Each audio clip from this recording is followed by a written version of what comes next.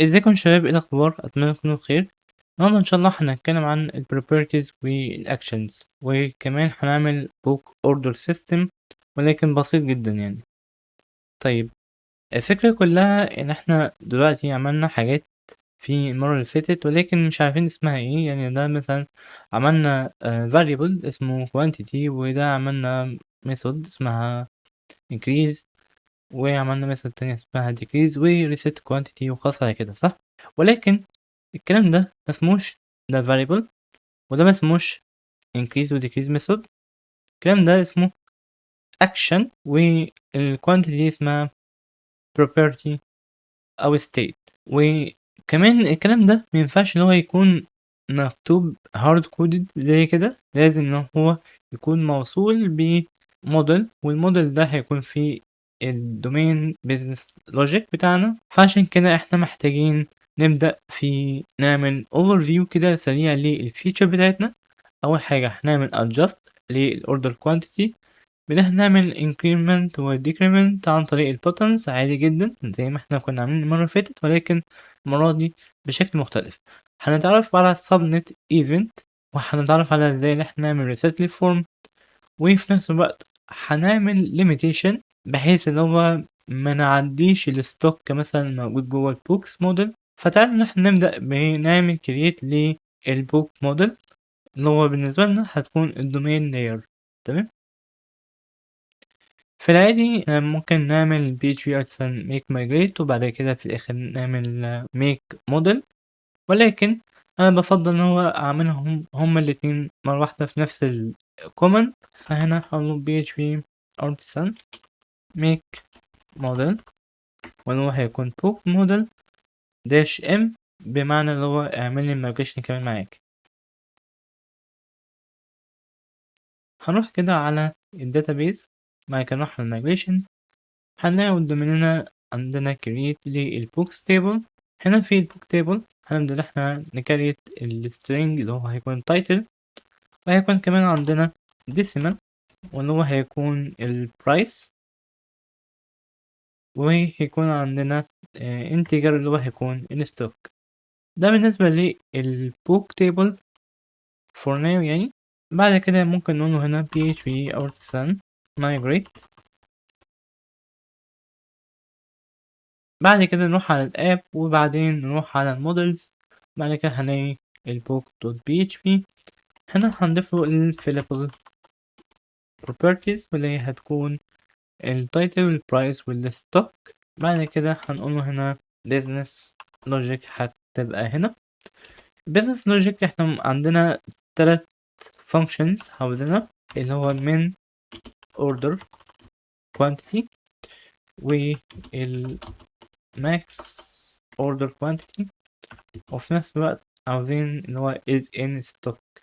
فده اللي احنا نعمل واحدة واحدة. هنا في المين order quantity هنقوله هنا public function من order quantity، ولو هيرجع لنا فعلا return 1، لان هو انت مينفعش تطلب اقل من 1. تمام. طيب، بعد كده هنا في ال max order quantity احنا ممكن نطلب this stock. ليه بقى؟ لأن بكل بساطة الستوك ده هو ممكن يكون سقفنا في الطلب. في ناس ممكن تقولك ايه، لا أنا ممكن أعملها بالشكل ده. بعد كده أعمل compare ما بين الستوك ما بين مثلا الفاليو دي. الاتنين valid، ولكن أنا بصراحة بفضل الناحية التانية اللي احنا نقوله محتاجين اللي هو يكون سقفنا بس الستوك. وهنا هنقوله إن دي هتكون boolean public function return لو كان الستوك أكبر من 0 فهو يعتبر in stock. تمام. انت ممكن برضو ترجع ال types بتاعتها لو انت محتاج ان انت تعمل كده. طيب، هو في سؤال سريع هنا، هو انا ليه اصلا عملت كل الفانكشنز دي جوه الموديل؟ ما انا ممكن احط البيزنس لوجيك ده جوه مثلا كنترولر، او احطه مثلا جوه الكومبوننت بتاعتي. مش انا عندي كلاس بكل بساطة انت لو حطيتها جوه الكومبوننت بتاعتك فمعنى كده ان هي مش هتكون reusable، يعني business rules دي مش هتكون reusable خالص. فعشان كده احنا بنحط ال business rule جوه الدومين لوجيك عشان يكون reusable وتستبل معانا. تمام. طيب خلينا بقى اللي احنا نروح نعمل البوك اوردر component بتاعت اللايف واير.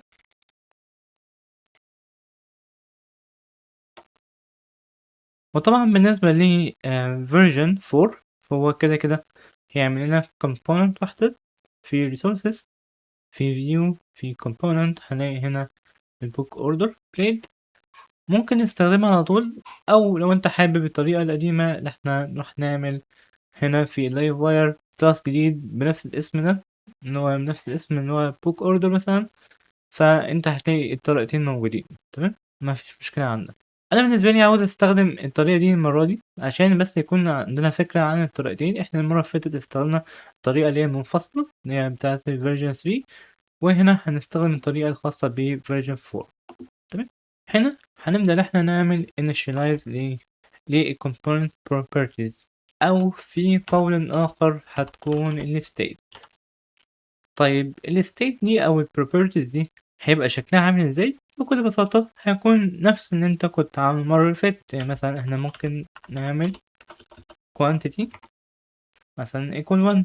ممكن كمان احنا نضيف حاجة جديدة واللي هي هتكون public submitted equal false. طيب محتاجين حاجة تانية بقى، والحاجة دي هتكون أصلا الموديل اللي احنا عملناه للبوك عشان نقدر احنا ناخد منه البيزنس لوجيك اللي احنا عملناه. صح، هنقوله ان هو عندنا public model book type as a book variable بس. بعد كده بقى هنبدأ احنا نعمل حاجة تانية اسمها ايه، الactions action method.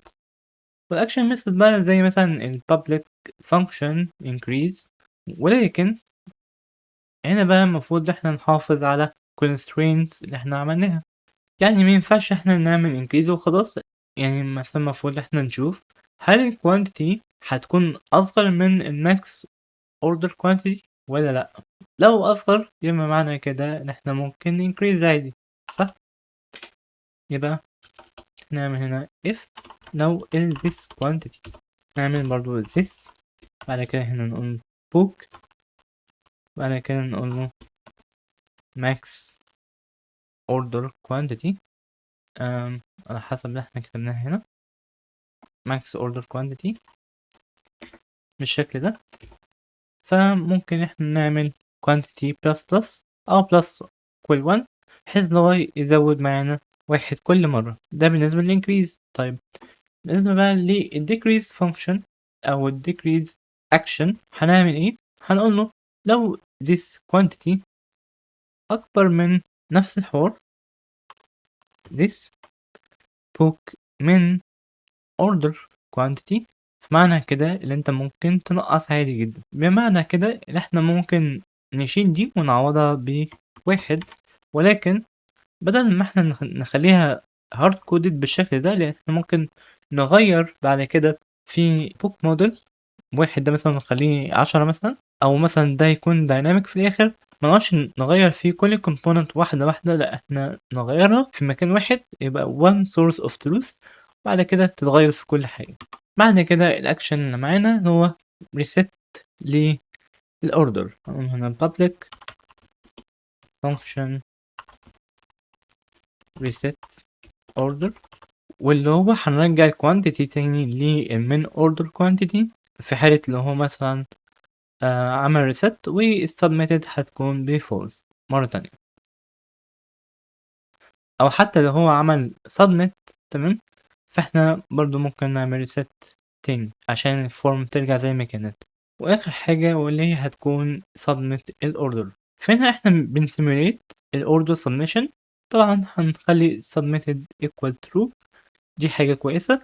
في real world طبعا احنا هنقول له order create، وطبعا الكريت ده هيكون مع البوك اي دي والكوانتيتي واليوزر اي دي واللي هو هيكون بالنسبه لنا الاوس اي دي. ولكن عشان احنا ما عندناش الكلام ده دلوقتي ومش عاوزين ان احنا ندخل في التعمق قوي ده، فاحنا هنخلينا بس ايه نشرح ان هو السيميليشن بتاعنا كمان إحنا ممكن نعمل validation عشان لو أنت حابب إن أنت تعمل validate ممكن نعمل validate للquantity بحيث إن هي تكون بالشكل ده، إن هو required وinteger والmin هيكون min order quantity والmax هيكون الmax order quantity whatever الmax value هتكون عاملة ازاي whatever min value هتكون عاملة ازاي. we could use this type of format عشان ما نبقاش واخدين مساحة كبيرة من الشاشة بس، واحنا كده مش محتاجين بقى احنا نكتب ال public function render. انا بس سايب لكم الكود ده عشان لو انتوا حابين الشكل القديم بتاع LiveWire، وهنا احنا بنجرب الشكل الجديد بتاع LiveWire. هنوقف لغاية هنا ونشوف ان شاء الله في الفيديو اللي جاي احنا ازاي هنبدأ نعمل كل حاجة خاصة بالبليد. وسلام.